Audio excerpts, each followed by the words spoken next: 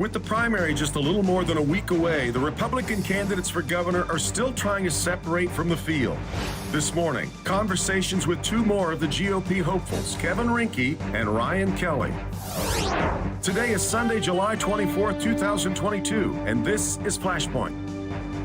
Hi, welcome to Flashpoint. The end of July, and years ago, this was the dog days of not only summer, but of the television schedule. Summer reruns were all you could find years ago. But this week, there was pretty interesting original programming, especially if you happen to be into politics.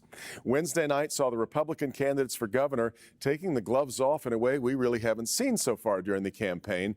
And there's little wonder when you consider our recent polling that shows the candidates still very bunched together and still trailing undecided by a wide margin. It gave rise to a scene that would have seemed very strange several years ago as Tudor Dixon was savaged for taking money from the DeVos family.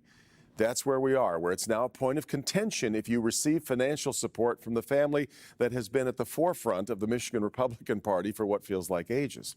Then Thursday night gave us more than 2.5 hours of primetime testimony of the January 6th hearings. Many Republicans are ignoring these hearings. Fox News decided against carrying it in primetime, even though pretty much all of the testimony has come from Republicans, and specifically Republican members of the Trump administration.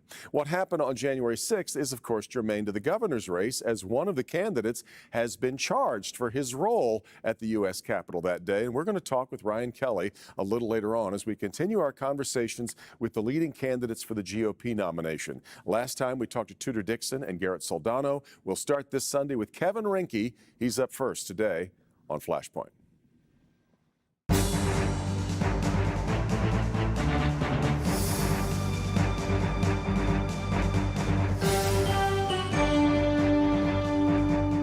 All right, we're continuing today with our conversations with the Republican candidates for governor. And let me again say, as I did the last time, that I think the job here is to help Republican voters decide who they want to see as the nominee to run against Gretchen Whitmer. So since it's clear all of them take great issue with Governor Whitmer's tenure, I think our time is better spent not talking about her or the general election issues, but on what separates these candidates one from another. And let's start there with gubernatorial candidate Kevin Rinke.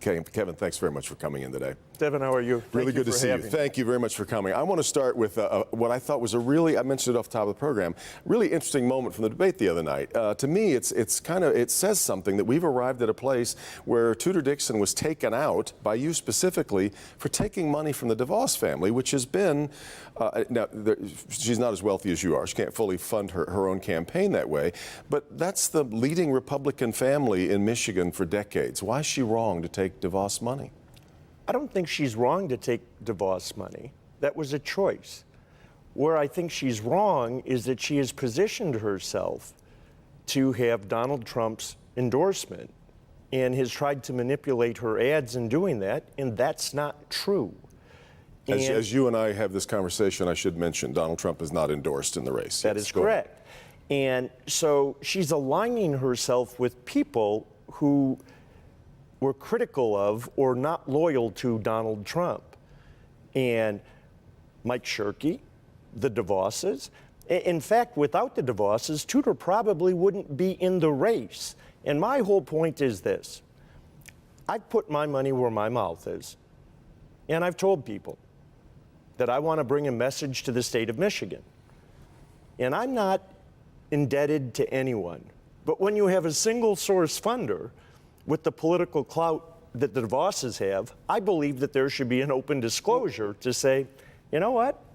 I'm supported by people who were against Donald Trump, and they're my primary funding Betsy source. DeVos is one of many, many people who were once appointed by Donald Trump, Absolutely. who ended up changing their mind about Donald Trump. You all seem very, very trying to prove your loyalty to Donald Trump after what we've heard over these last couple of weeks, that we watched the U.S. Capitol being savaged and Donald Trump did nothing about it for 3 hours. Is he still deserving of that kind of loyalty from you? My issue is not loyalty. My issue is honesty. My issue is transparency. Okay, I'll buy that. Then is he deserving of your affection? I voted for Donald Trump twice, and I have no regrets for voting for Donald Trump twice. I have not changed my position in running for governor from Michigan for anyone's endorsement or for anyone's donation.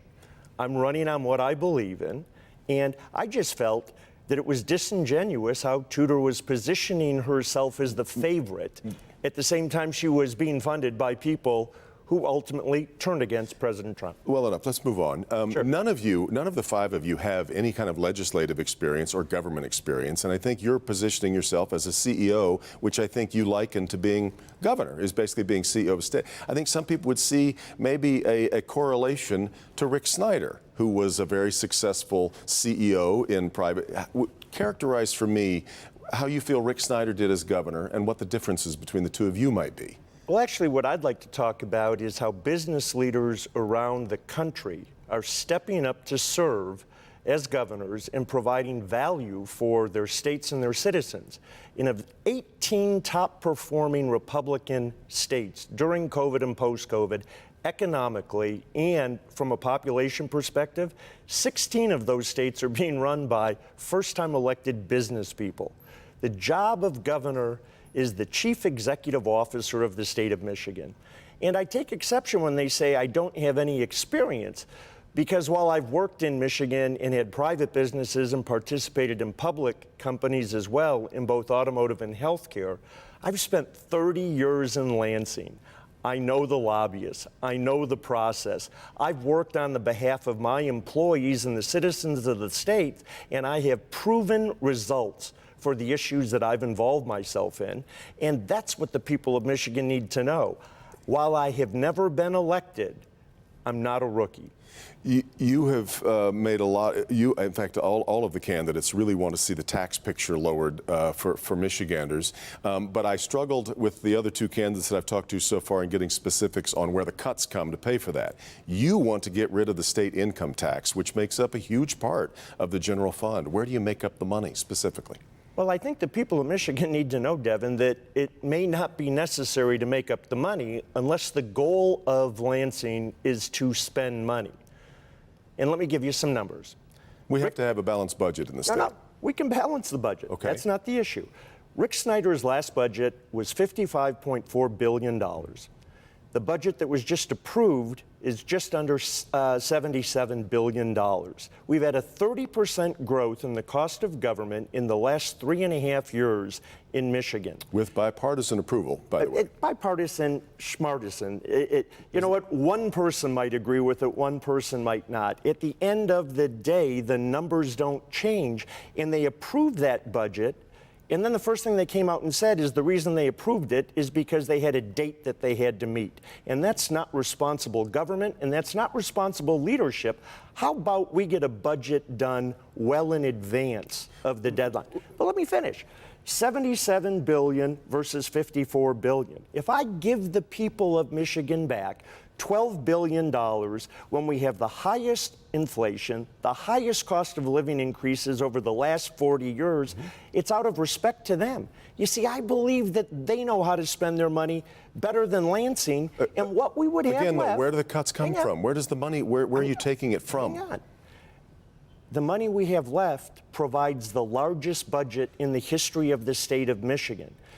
Currently, Michigan has 660 departments that practice baseline budgeting, which means every year they automatically get allocated more money with no performance criteria, with no accountability.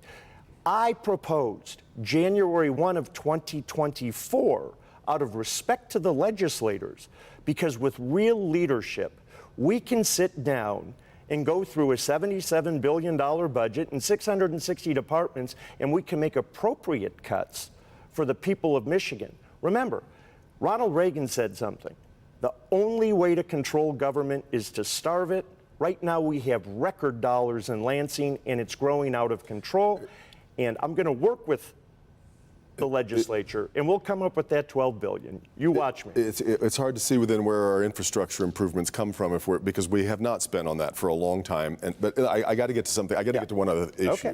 The most famous, I would say, ad so far of this cycle has been the one of you standing next to the zombie. Didn't you love it? Well, I thought it was very clever, but when we did a little fact check on it, and of course it's not really true that dead people vote more Democrat, but You came out and said it wasn't a factual ad. Aren't you obligated to advertise yourself with facts rather than? I understand that it was satire. I get that, but we can't not take the ad. The facts, Devin, were not that dead guys vote. In the issue, I find it so funny because a competing news media, CNN, spent about 8 minutes talking about how I had lied and misrepresented. You could have called me. I would have told you. You know what CNN's conclusion was? Dead Republicans vote too. Well, okay, now, look at the basis of the ad. We have people in this state and in this country that question the integrity of our voting system. Whether it's real or not needs to be resolved because it's our greatest asset. I completely agree, but the reason that there is that, in fact, I got to get to a break. Unfortunately, I feel like the reason that there is that lack of confidence is because of the very people who have created a lack of confidence are now running on it, even though there was nothing to suggest that there was fraud in the last election. The hypocrisy of a governor that vetoes a law that says if you vote twice it's a felony, that vetoes a law that says we don't need clean voting rolls, that vetoes a law that says we're not going to require IDs for the greatest privilege we have in our republic, speaks to why people question the election. Kevin, I got to leave it there, because I got to be fair to the next guy too. I love it. Ryan Kelley's coming up next. Thanks very much, Kevin Rinke. Devin, thank you so much for your time. Back with more on Flashpoint in just a moment.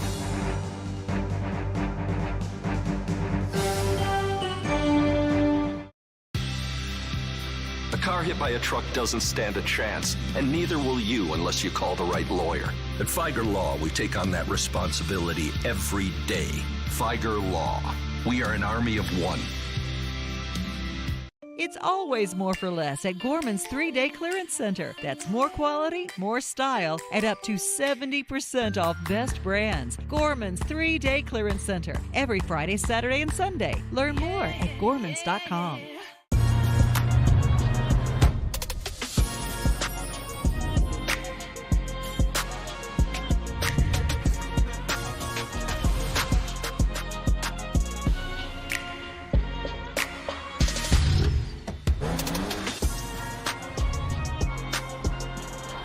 GM employees and eligible family members with a current eligible GM lease. Get this low mileage lease on this 2022 Cadillac XT5 for $449 per month. This weekend, save 50% off all Bernhardt at Gorman's. Save on the world-famous designs from style leader Bernhardt. This is a one-time opportunity for factory-authorized discounts of 50% off Bernhardt. Only at Gorman's. Trust me, I'm a lawyer.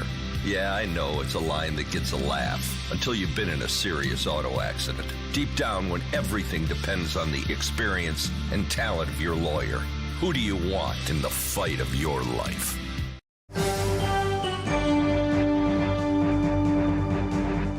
Welcome back. We now move our GOP candidate conversations to Ryan Kelley, who joins me via Zoom today. Good to have you with me here, Ryan. I really appreciate the time. I would like to start, though, with the fact that we just found out this past week that your name is going to appear on the ballot. The Court of Claims made that decision. But I think a lot of people are wondering if elections in Michigan are decided by voters in the middle, and they always are, how will voters in the middle respond to somebody like you who was involved on what happened at the Capitol on January 6th?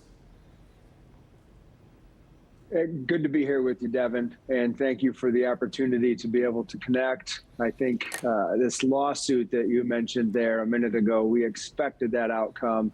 And, these baseless claims and accusations that they make against me and, really so many other people that the left disagrees with, the right decision was made. Yes, we're on the ballot. And then looking at moving forward, there's a lot of issues and hardships that Michiganders are going through right now.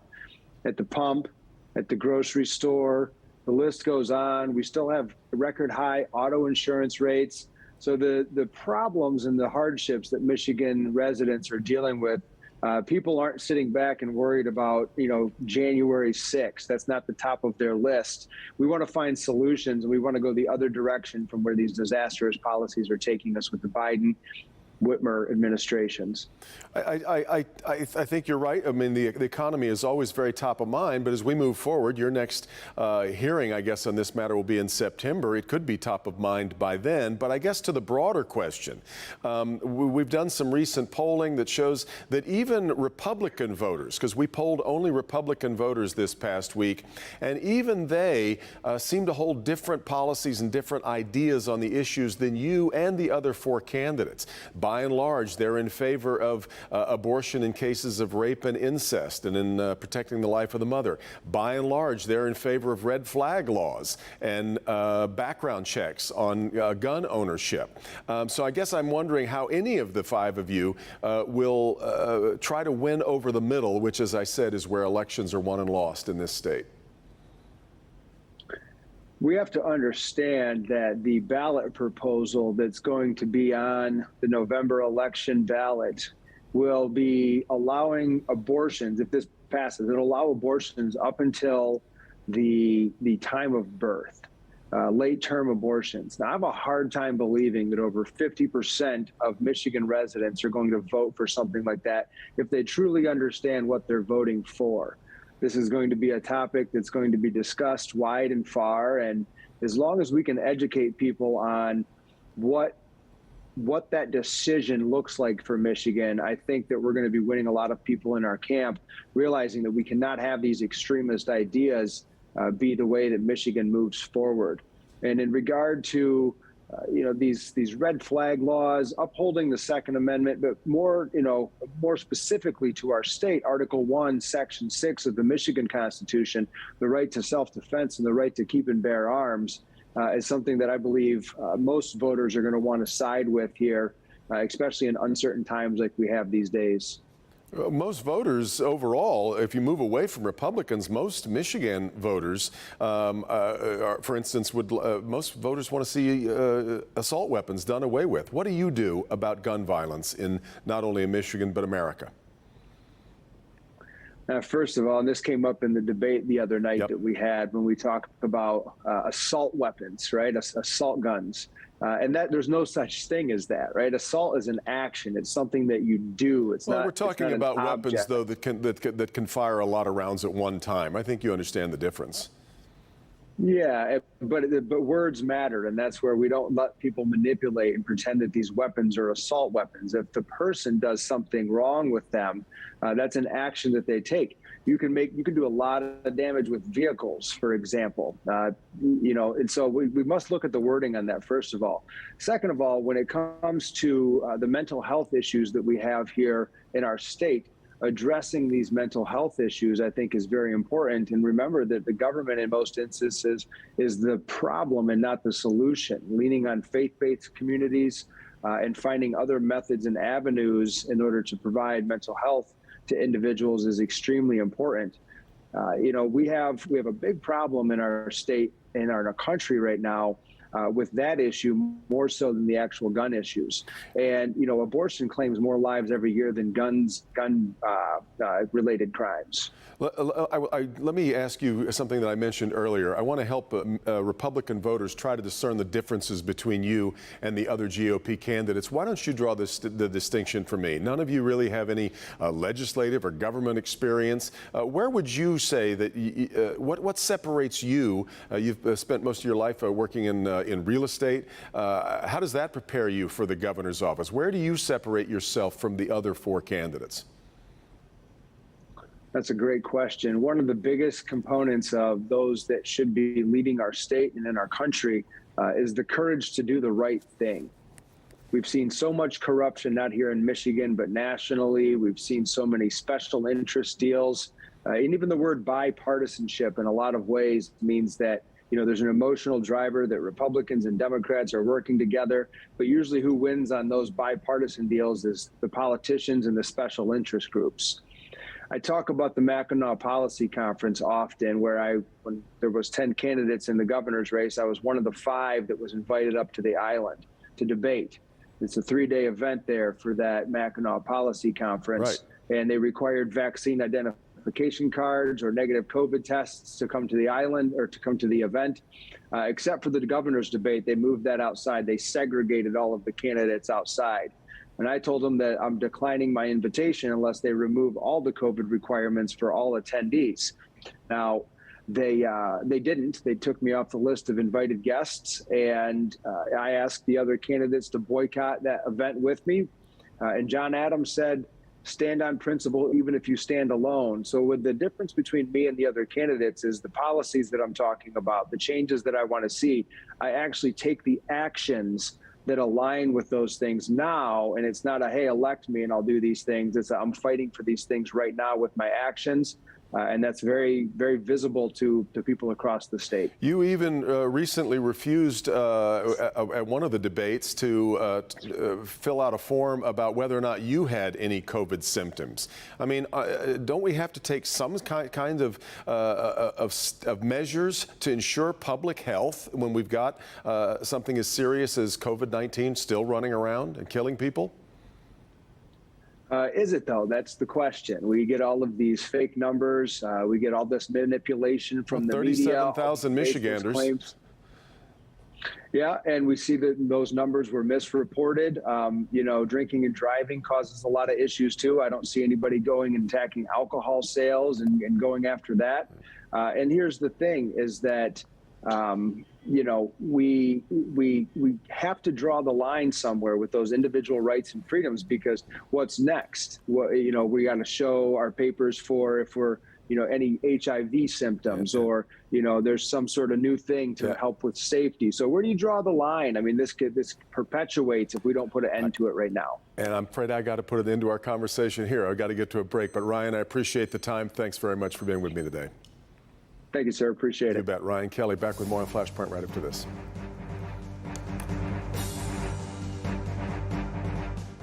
Yeah, it's the price at the clearance center inside Gardner White. Get them before they're gone. Dining sets, sofas, and beds. Nobody, and we mean nobody, beats our low price. The clearance center inside Gardner White. Yeah, it's the price. The Rocket Mortgage Classic is back July 26th through 31st. And tickets are going fast. You don't want to miss Detroit's only PGA Tour event, where world-class competition meets Detroit's most prestigious golf course. The Rocket Mortgage Classic at the historic Detroit Golf Club. Don't wait. Get your tickets today at rocketmortgageclassic.com and get ready for the premier event of summer. There are over 500 reasons to shop Black Friday in July at Gardner White. Reason number 314, huge inflation busters. Recliners just $3.95. Outdoor furniture $7.95. Reclining sofas from $8.95. Get them before they're gone at Gardner White. There's one hard-to-spot message on every pet food package that could have big health impacts on your furry family member. You need to find it before you buy your pet food. Plus, borrowing and lending money between friends and family can lead to some serious drama, but there's a new tool that could make it much easier. And then, the rules of tipping, when you should give, and when it's safe to actually skip the tip. That's Monday morning on Local 4 News and streaming on Local 4 Plus.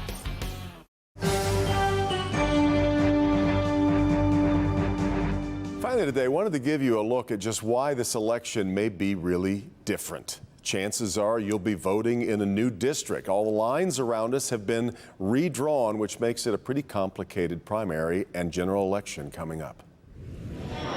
For the last several election cycles, voters have been extremely engaged, and they are just as dialed in for the 2022 midterms, elections that won't elect a president, but will decide who will be in the governor's office in Lansing and who holds the power on Capitol Hill. There's plenty of conventional wisdom to throw around, but you'll excuse the political class if they're a little skittish about their predictions. We've never had an election like this one.